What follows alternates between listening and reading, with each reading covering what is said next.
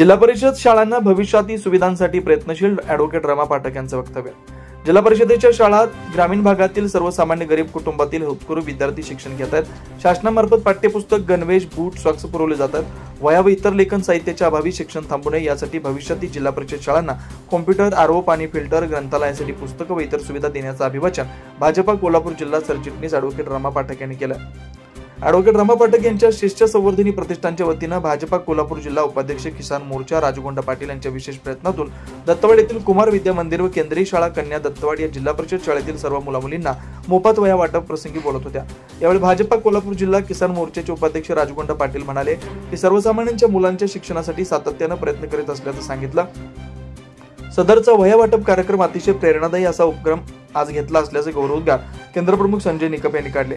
बांबरवाडी शाळेचे मुख्याध्यापक दिलीप शिरडोणे म्हणाले की शिष्य संवर्धनी संस्थेचं कार्य विद्यार्थ्यांच्या हिताचं असून भविष्यातही संस्थेकडून असेच विधायक कार्य घडो अशा सदिच्छा दिल्या।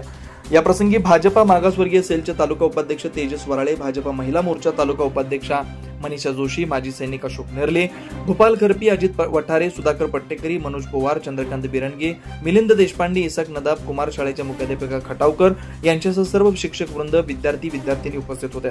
स्वागत व प्रास्ताविक केंद्र शाळा मुख्याध्यापिका सतीश येळगुडे यांनी केलं तर सूत्रसंचालन शरद अवघडे यांनी केलं।